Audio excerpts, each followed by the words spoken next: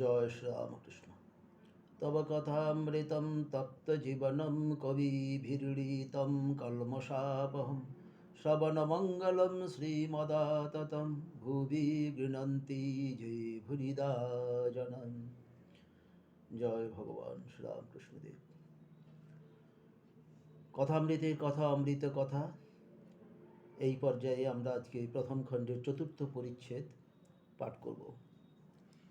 পূর্ব কথা শ্রীরামকৃষ্ণের প্রথম প্রেমোন্মাদ কথা 1858। কৃষ্ণ কিশোর এড়েদার সাধুর হলধারী যতীন্দ্র জয় মুখুজ্জে রাসমণি। আজ ঠাকুর শ্রীরামকৃষ্ণ মহানন্দে আছেন। দক্ষিণেশ্বর কালীবাড়িতে নরেন্দ্র আসিয়াছেন, আরও কয়েকটি অন্তরঙ্গ আছেন। নরেন্দ্র ঠাকুর বাড়িতে আসিয়া স্নান করিয়া প্রসাদ পাইয়াছেন। আজ 31শে আশ্বিন শুক্লা চতুর্থী তিথি 16ই অক্টোবর 1882 সোমবার। আগামী বৃহস্পতিবার সপ্তমী তিথিতে শ্রী শ্রী দুর্গা পূজা। ঠাকুর শ্রীরামকৃষ্ণের কাছে রাখাল রামলাল হাজরা আছেন। নরেন্দ্রের সঙ্গে আরও দু একটি ব্রহ্মজ্ঞানী ছোকরা আসিয়াছেন। আজ মাস্টারও আসিয়াছেন। নরেন্দ্র ঠাকুরের কাছেই আহার করিলেন। আহারান্তে ঠাকুর শ্রীরামকৃষ্ণ তাহার ঘরের মেঝেতে বিছানা করিয়া দিতে বলিলেন। নরেন্দ্রাদি ভক্তেরা, বিশেষত নরেন্দ্র, বিশ্রাম করিবেন। মাদুরের উপর লেপ ও বালিশ পাতা হইয়াছে। ঠাকুরও বালকের ন্যায় নরেন্দ্রের কাছে বিছানায় বসিলেন।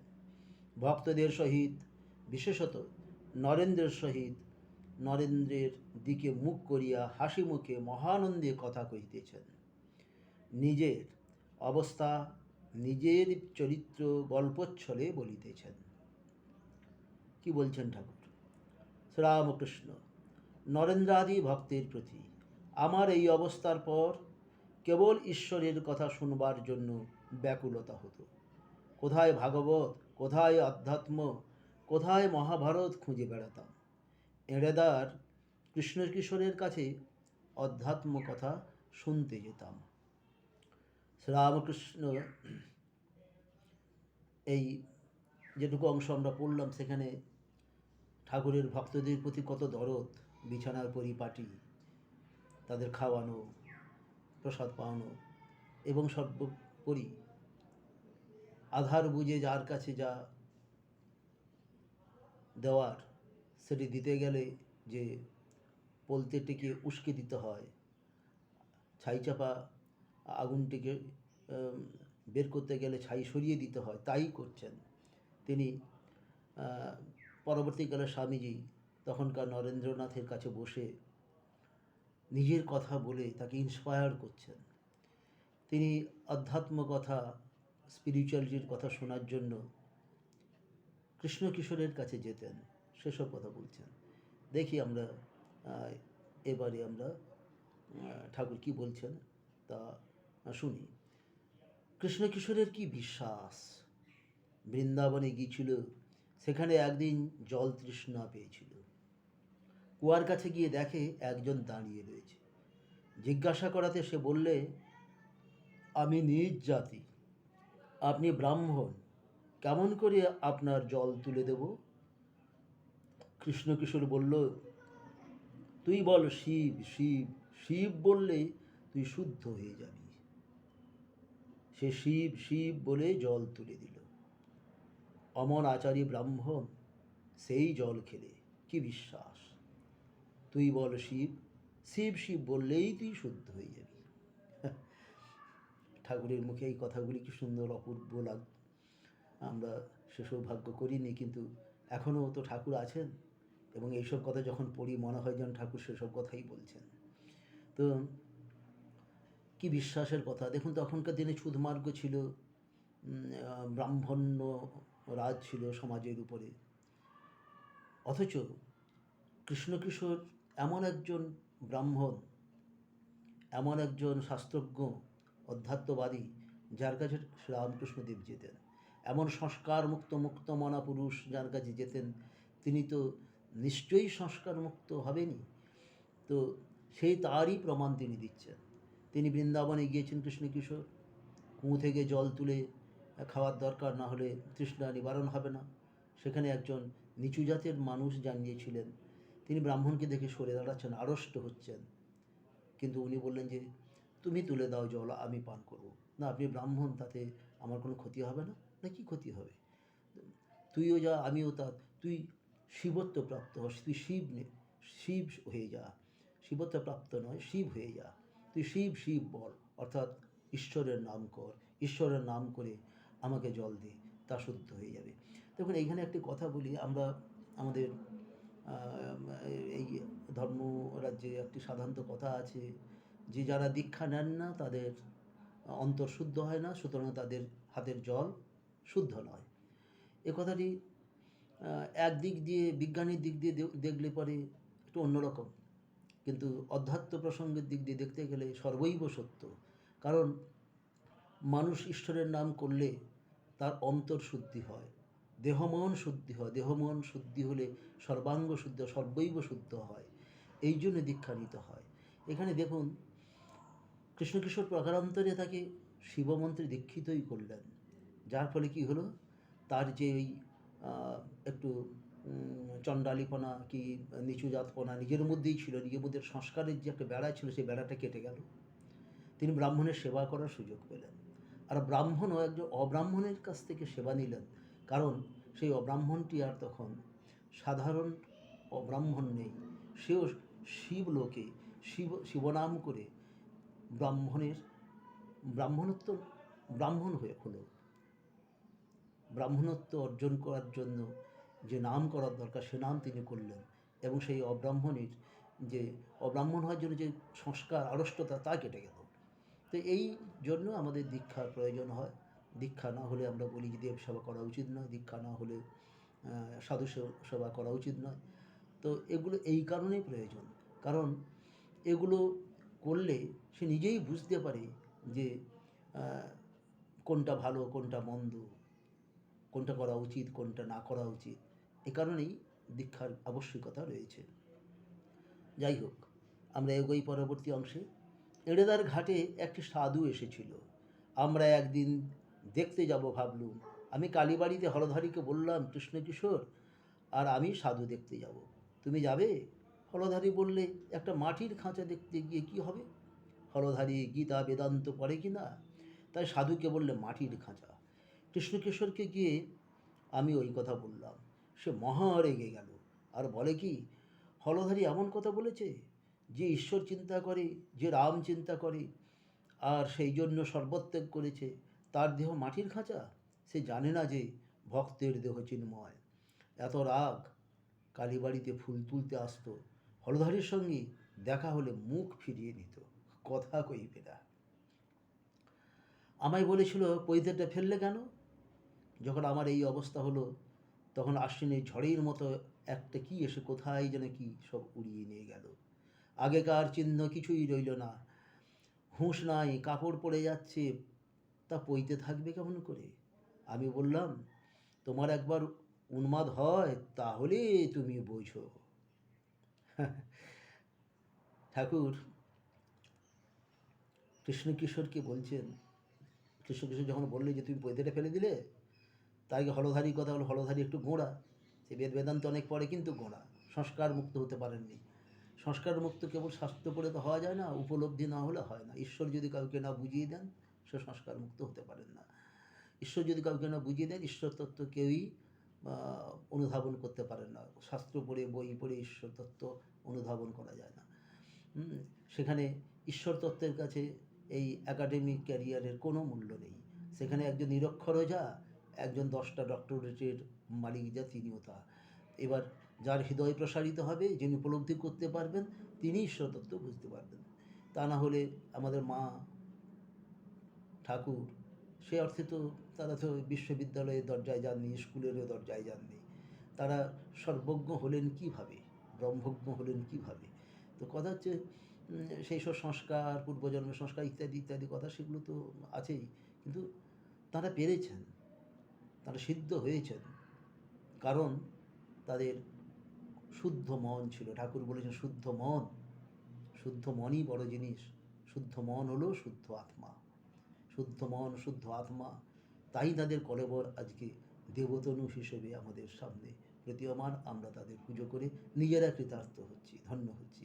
তো সেই কথা দেখুন ঠাকুর কৃষ্ণকিশোরের কাছ থেকে শুনছেন। কৃষ্ণকিশোর বলছেন যে যারা ভগবত প্রসঙ্গ করবে, যারা ভগবানের নাম করবে, যারা মায়ের নাম করবে, যারা রামচিন্তা করবে, তাদের কি আর শরীর কেবল মাটির খাঁচা থাকে, রক্ত মাংসের শরীর থাকে? তা হলো দেবতনু, তা হলো চিন্ময় তনু, ভক্তের দেহ চিন্ময়, চিন্ময় শরীর। তো এই নিয়ে দ্বন্দ্ব। হলধারী বুঝবে না, আর কৃষ্ণকিশোর না বুঝলে তার সঙ্গে কথা কইবে না, তাই ফুল দুধ এলে মুখ ঘুরিয়ে চলে যেতেন। তো তিনি ঠাকুরকে একবার বললেন যে আচ্ছা তুমি পৈতেটা ফেললে কেন? ঠাকুর বললেন আমার যে কি অবস্থা হয়, আমার ভাবির কি অবস্থা হয়, তখন আর পৈতেটুইতে আমি সামলাতে পারি না, কোমরের কাপড়ই সামলাতে পারি না, দিগম্বর হয়ে যাই, আমার আবার পৈতে থাকবে কি করে? সত্যি অপূর্ব।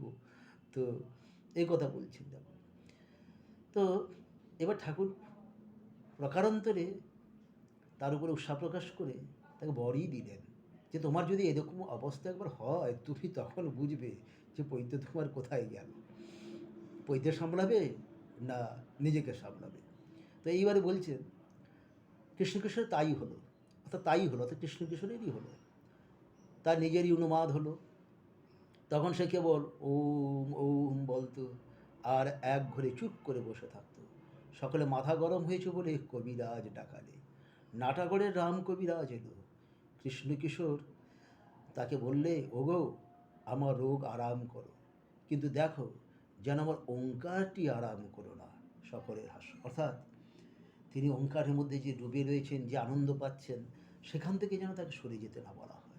দেখুন রোগীর নাম কৃষ্ণ কিশোর, কি অপূর্ব, আর ডাক্তারের নাম নাটাগড়ের রাম। রাম যেন পূর্ব অবতার, পরবর্তী অবতার। তো তেমনি ভাবে, যেমন ভাবের ডাক্তার তেমনি ভাবের রোগী। রোগী বলছে আমার ওঙ্কারটি যেন না যায়, তুমি যা করবে করো, যা চিকিৎসা করবে করো, ট্যাফও যা করবে করো, কিন্তু আমার যেন ওঙ্কারটি না যায়, ওঙ্কারের আরামটি তুমি আর করো না, অর্থাৎ ওঙ্কার থেকে তুমি বিরাম নিতে বলো না। পরবর্তী অংশে দেখি আমরা, একদিন গিয়ে দেখি বসে ভাবছে। জিজ্ঞাসা করলাম কি হয়েছে? বললে ট্যাক্সওয়ালা এসেছিল, তাই ভাবছি।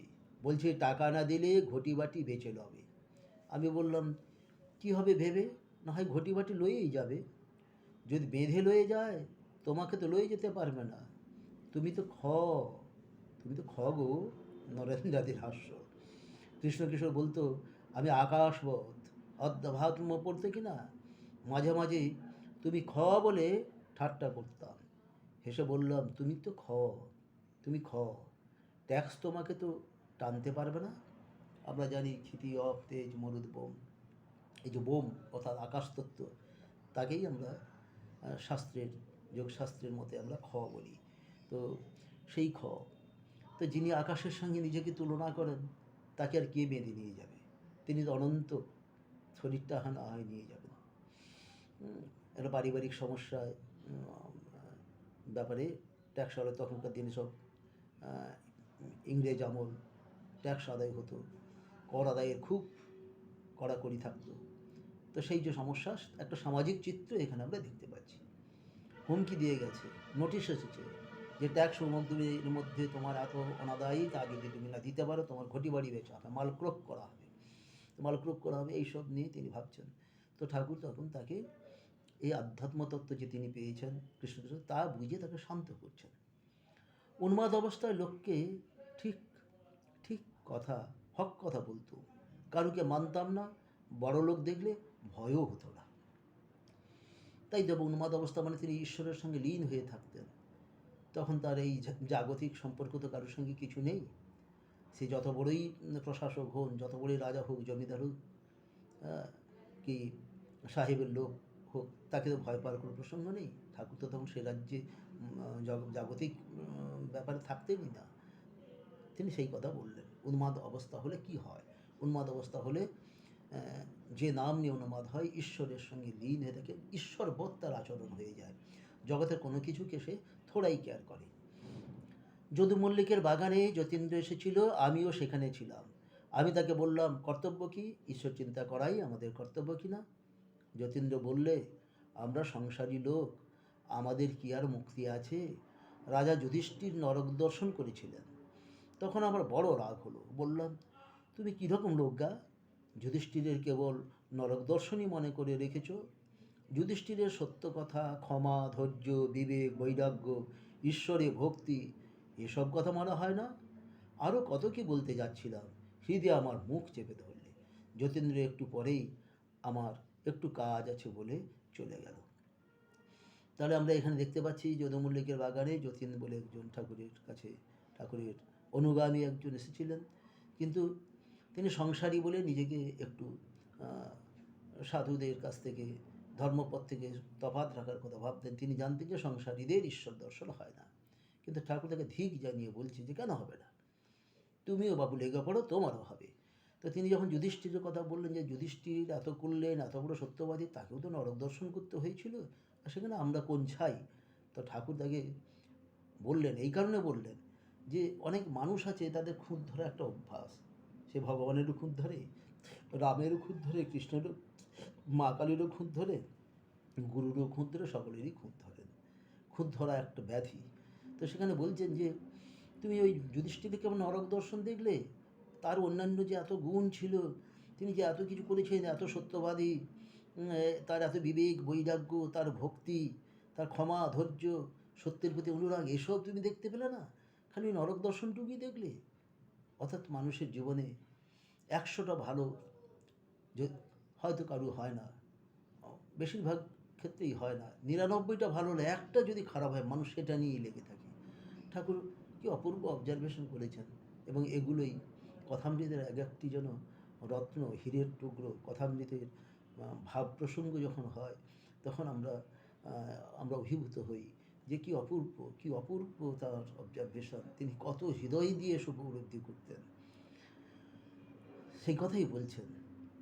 আর যখনই তাকে একটু তিরস্কার করলেন, তখনই ওই অনুরাগী ভক্তটি যতীন্দ্র সেখান থেকে কাজের ছুতো দিয়ে চলে গেলেন।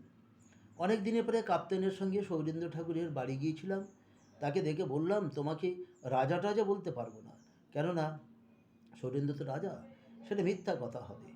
আমার সঙ্গে খানিকটা কথা কইলে, তারপর দেখলাম সাহেব টাহেব আনাগোনা করতে লাগলো। রজগুণী লোক, নানা কাজ লই আছে।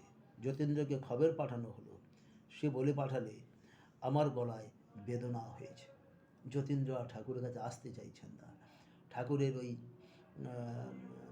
ছি, ঠাকুরের ওই ধিক তার অন্তঃস্পর্শ করেছে। সে বুঝেছে যে ঠাকুর যে মহাভাবের সাধু, তার কাছে যেতে হলে যে পবিত্র মন দরকার, যে অন্তর্শুদ্ধি দরকার, সে শুদ্ধি আমার তো নেই। তো আমি কি করব? আমি আমার এই রজগুণের অহংকার রয়েছে, রাজাবাদশাহ লোকের অহংকার রয়েছে, জমিদারি মেজাজ রয়েছে। আমি সাধুর কাছে গিয়ে নত হতে পারবো না, কারণ আমার অহং তো যায়নি, আমি ক্ষেত্র প্রস্তুত করতে পারিনি। তাই যতীন্দ্র আসেননি। একটা বললেন যে আমার গলায় ব্যথা। সেই উন্মাদ অবস্থার পর আর একদিন বরানগরের ঘাটে দেখলাম জয় মুখুজ্জে জপ করছে, কিন্তু অন্যমনস্ক। তখন কাছে গিয়ে 2 চাপড় দিলাম। জয় মুখুজ্জে আর একজন ঠাকুরের অনুগামী।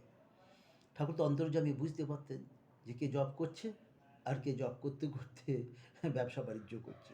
তো অন্যমনস্ক, তো ঠাকুরকে 2 চাপ দিয়ে তার মাইন্ডটাকে জপের মধ্যে নিয়ে আসার জন্য তাকে ফিরিয়ে দিলেন, তার মনটাকে ফিরিয়ে দিলেন জপের মধ্যে। একদিন রাসমণি ঠাকুর বাড়িতে এসেছে, কালীঘরে এলো। পুজোর সময় আসতো আর 2-1খানা গান গাইতে বলতো। গান গাচ্ছি, দেখি যে অন্যমনস্ক হয়ে ফুল বাজছে। অমনি 2 চাপড়। তখন ব্যস্ত সমস্ত হয়ে হাত জোড় করে রইল।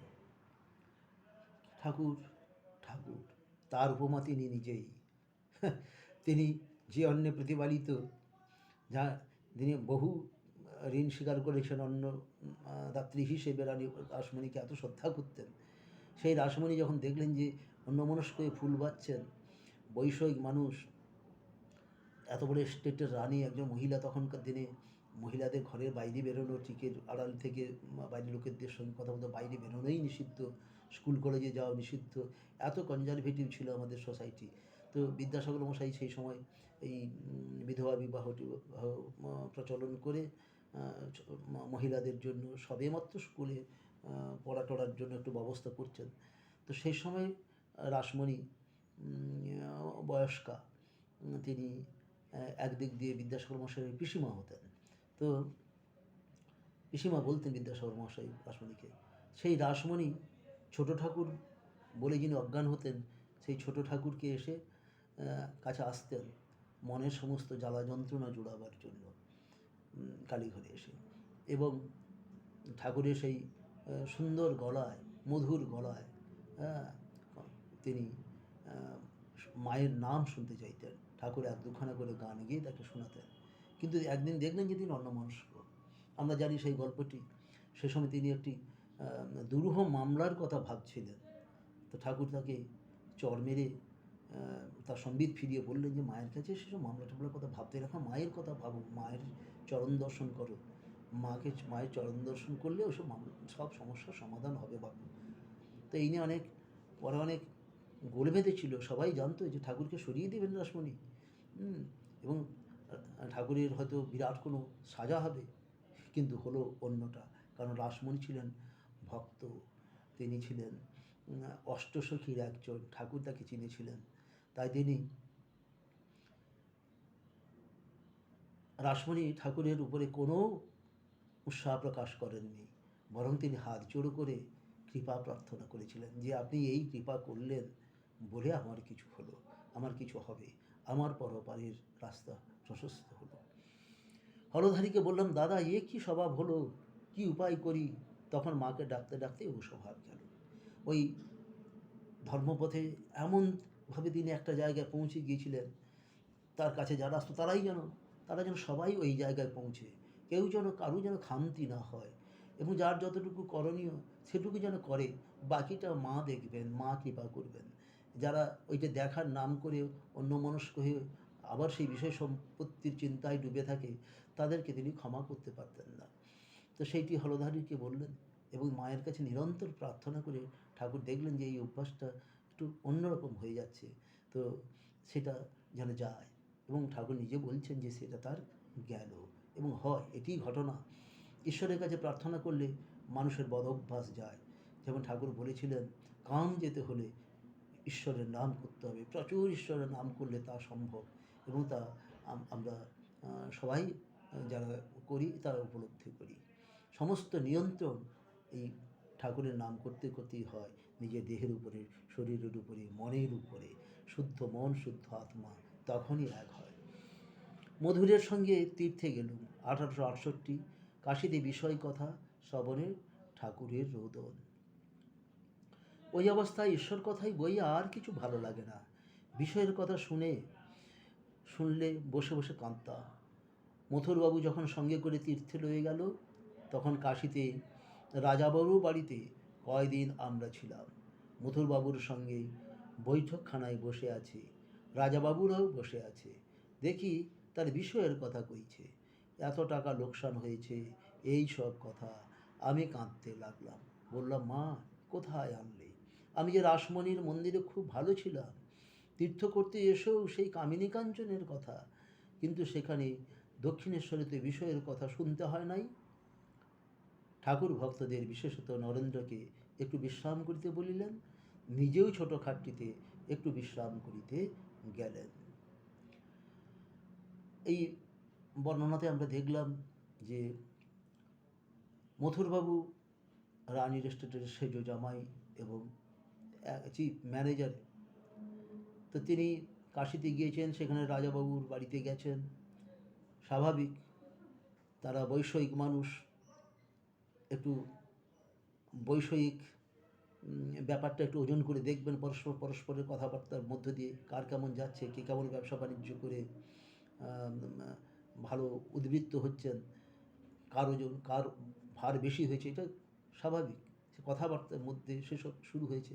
আর ঠাকুরের এগুলি শুনে কী না কষ্ট হচ্ছে, তিনি ভীষণ কষ্ট পাচ্ছেন যে রাসমণির মন্দিরে ছিলাম, সেখানে মায়ের নাম করতাম, আরতি করতাম, গান গাইতাম, পুজো করতাম, মাকে নিয়ে থাকতাম, সেখানে এত বৈষয়িক কথা শুনতে হয়নি। কিন্তু কাশী তীর্থে এসেও যদি এত বৈষয়িক কথা শুনতে হয়, তাহলে তীর্থ আসা আমার বেকার হয়ে গেল। হ্যাঁ, বৈষয়িক বিষয় নিয়ে তিনি এখানে এনাদের অনেক বকাবকি করবেন। তিনি কি সুন্দর উপলব্ধি করছেন যে তীর্থে এলেও ভগবানের নাম করার জন্য, আর সেখানে এসে ভগবানকে ছেড়ে আমরা বিষয় কথা বললাম, তাহলে বিষয়ই তো সঙ্গে এসে গেল। এই জন্য সৎসঙ্গ যেখানে হয়, যেখানে সৎপ্রসঙ্গ হয়, সেখানে যতটা সম্ভব নির্জন অর্জন করে। নির্জন বলতে একা যাওয়া উচিত। সেখানে যদি সংসারের লোকজন থাকে, তাহলে নানান সমস্যার কথা আলোচনা হবে, অ্যাটেনশনটা অন্যদিকে ঘুরে যায়। এই জন্য যে যতটা ধর্ম প্রসঙ্গে থাকবে, যে যত একা থেকে এই কাজ করতে পারবে, সে তত এগোতে পারবে। এই জন্য ঠাকুর নির্জনবাসের কথা বলেছেন, সাধুসঙ্গের কথা বলেছেন। সাধুসঙ্গ তো একমাত্র উপায়, এবং নির্জনবাসও সেই সাধুর কাছ থেকে যে ধর্ম প্রসঙ্গ, সাধনতত্ত্ব, ধ্যান, জপ ইত্যাদি পাওয়া যায়, সেগুলিকে ঠিকভাবে চর্চা করার জন্য একটু নির্জনতার প্রয়োজন হয়। নির্জনে তাকে ভাবলে মন শান্ত হয়। তো এই জন্য ঠাকুর পরবর্তীকালে মথুরবাবু সহ এনাদেরকে একটু তিরস্কার করবেন, সেটা এখানে আমরা দেখতে পাচ্ছি না। তো কিন্তু ঠাকুর উপলব্ধি করলেন যে